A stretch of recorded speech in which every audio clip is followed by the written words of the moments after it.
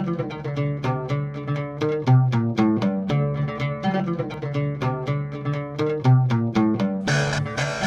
welcome to Sci-Fi Christian. I'm Ben DeBono, and I am here today to do a book review. I haven't done a book review for Sci-Fi Christian for a while, but I just finished reading the new Neal Stephenson novel, Seveneves, and I have some thoughts on it, so I figured I might as well um, do a video for you guys. Now, if you've been listening to Sci-Fi Christian or watching these videos for a while, you know I'm a big Neal Stephenson fan. I like his stuff a lot. My favorite novel of his is Anathema, which I know a lot of people don't like, but I think it's a brilliant, brilliant novel. I've actually been re-listening to it lately.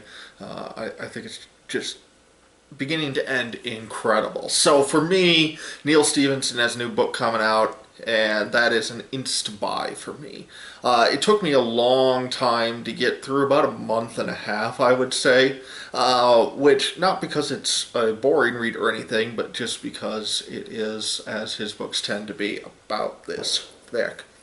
So the premise of this novel is that some kind of unknown agent, asteroid, comet thing, it's never quite made clear what, smashes through the moon, breaking it up into 7 pieces.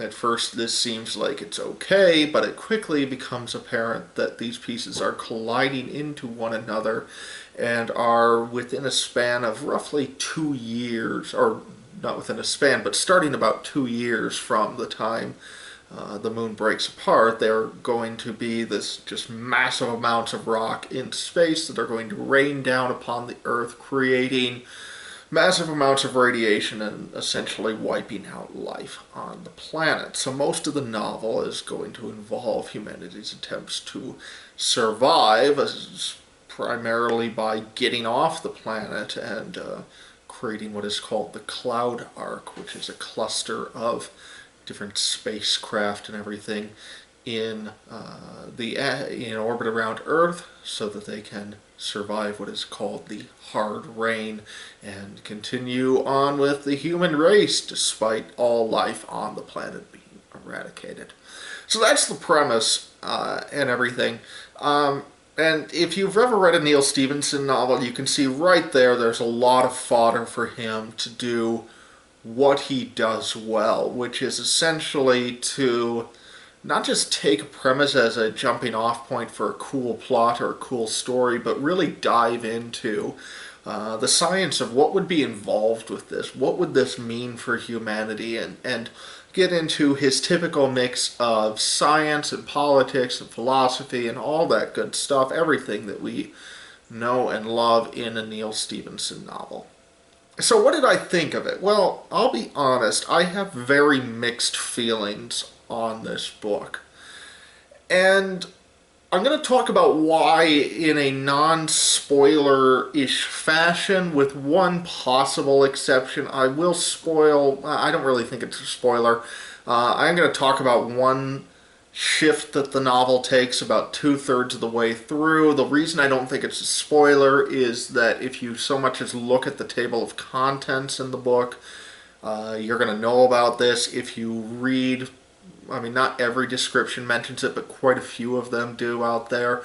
So if you're reading just any blurb on the book, you potentially already know about this. So I'm going to get into that a little bit. So if you don't even want to know that, then don't watch this. Otherwise, I don't really think it's a big deal.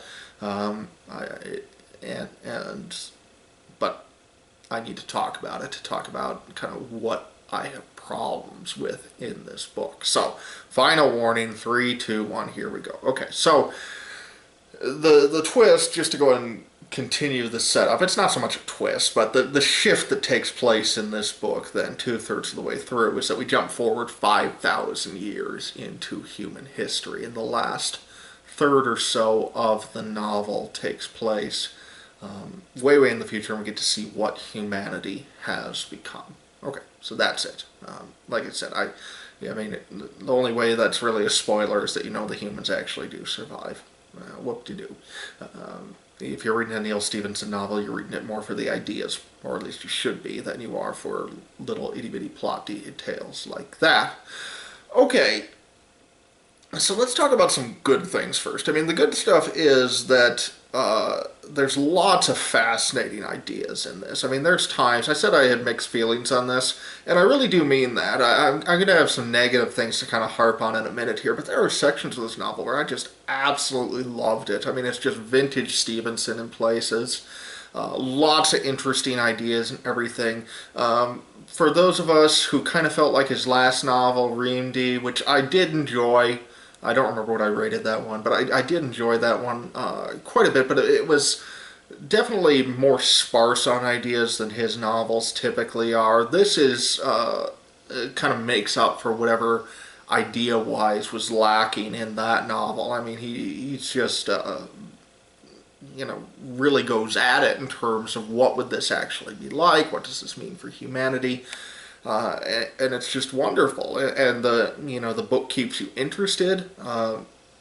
Plot and characters are never going to be the strongest parts of his game, but we're generally, or at least I was genuinely invested in the plot and figuring out, okay, what happens now? I mean, obviously, I'd looked at the table of contents, so I knew that humanity was going to survive 5,000 years in the future, just like I told you guys. So it's not so much the suspense of, holy crap, is everyone going to die now? But, he manages to really keep you invested in this desperate attempt to survive this catastrophic event. And so even though the characters are kind of your typical Neal Stephenson, you'll forget their names within 3 days of having finished the book. He still makes you care about them in the moment and everything. And like I said, the ideas are just top notch, and there are plenty of places where, he'll take his typical 5-page digression to just delve into some area of science or philosophy and really get you interested in him. The problem with the book is that it desperately needs better editing. Now, normally when people say that, what they mean is that the book needs to be shorter. I don't necessarily think the book needs to be shorter. I think if anything, it needs to be longer. I'll explain what I mean in just a second. What I mean when I say that it needs better editing isn't, trim the fat here, trim the fat there, though I'm sure there will be plenty of people who feel that way, as they would with most gargantuan-sized Neal Stephenson novels. No, what I mean more is that the book needs a structural editor, because structurally it's kind of a mess. And the biggest area where it's kind of a mess is the fact that he really didn't write a book, he wrote 2 books. When that shift to 5,000 years in the future takes place, you feel like you're no longer reading the same novel, and you're now reading the sequel to that novel. Now, in some ways that could be okay. I mean, I was reading it on an e-reader, so I'm not sure how actual long page count wise it is, but it's probably like 200-300 pages at least for the final third of the novel there. So ample time to actually tell a novel-length story. But not for Neal Stephenson, at least not writing in the style of his gargantuan tomes. See, what it feels like he kind of does is wraps up the first story really, really, really quick. Like, really rushes the ending to that. And then we start novel 2, but instead of writing at a pace appropriate to a 300-page novel, he's still writing as though he's writing a second 900-page novel that just gets ultra condensed down, and it's really tough to care about much of anything that happens in it. Both because the pace is off, but also because it's kind of exhausting, to be honest. I love Neal Stephenson. I love the way he throws out ideas. But I don't really want to read 2 Neal Stephenson novels back to back, you know what I mean? I want a little break, and it feels like, okay, we wrapped up the other one, now let's ramp up again. And you're like, well, I'm already 2/3 of the way through this book. I don't feel like ramping up again for another Herculean effort at understanding a Neal Stephenson novel. And those of you who know me, I'm not the big dumb fun guy when it comes to my reading material, but to me it was really tough to care and really tough to want to almost say like, okay, let's start over again from the beginning here, two-thirds of the way into this book. And so that's a major problem. It yeah, it feels like he wrote the sequel at the same time as the original and wound up shortchanging both. And to be honest, I was kind of feeling this. Like, I knew that this 5,000 year jump was going to take place, but I didn't know, like, how he was going to do it or if he was going to jump back or whatever. So I didn't necessarily have many expectations for quite how it was going to go. But even the first part of the book, it felt like we were rushing through things really, really, really fast. And, if you hated the pace of his novel, like Anathema, which, like I said, I loved, maybe you think that's a good thing. I don't think it is, though, really. I mean, it's just, whether you love or hate his style, it's the style that works for him, which is to take a long time and let things really develop and not rush through the plot and ideas. And it feels like we jump from, impending disaster story to now political story to, bioengineering story. It's just, we're all over the map and we just rush from one to the other to the other. And so even as much as the first or the second part feels like a 900-page novel crammed into 300 pages, well, even the first part feels like a 900-page novel crammed into 600 pages. And it shortchanges both parts. The other big problem that comes in here, and I'm going to dance around the specifics of this a little bit for the sake of spoilers, but suffice to say that the second part of the novel, the 5,000 year part, depends upon you knowing several of the characters from the first part very, very well. Okay?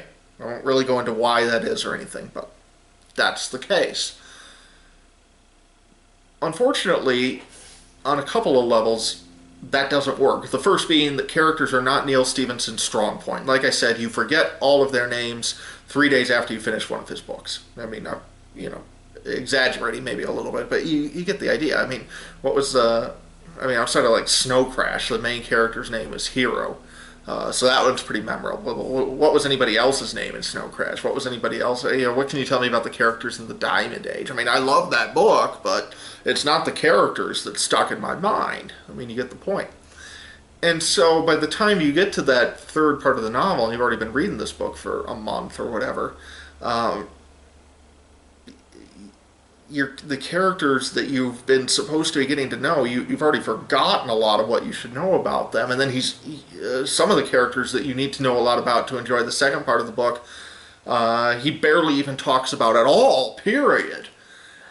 And that winds up being a major problem as well. And so the second part of the novel does have a lot of interesting ideas that he throws out. Some of them he's kind of able to explore, but the foundation of the world he's talking about in that novel rests upon the reader knowing these characters, and he's done a piss-poor job of helping us to understand them. Normally in a novel like this, I would let something like characterization go or give Neal Stephenson a big pass on that. I mean, Anathema to me is a 5-star novel. It doesn't mean it has great characters. It really doesn't.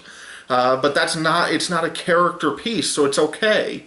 But in this case, it's not a character piece either, but he makes the characters he makes the plot dependent upon the characters and upon you knowing about the characters. And when you don't, it doesn't work. So the whole thing kind of just peters out at the end. I mean, like I said, I found it really hard to care about the last third of the novel. I found myself a little frustrated during the first 2/3 by how rushed things were at times, especially the ending. That's just a complete disaster how much he rushes through that. I mean, it's really interesting stuff. So it's really good what's there, but it's like, man, we needed more time dealing with those events to close out the first part of the novel, and we just don't get it. Bottom line, this needed to be at least 2 books. He probably could have made a solid trilogy out of this, and it probably could have been amazing. That doesn't mean that it's a bad novel. It doesn't mean you shouldn't read it if you're a Neal Stephenson fan. Really, really enjoyed large parts of it. There are parts of it that I just absolutely loved.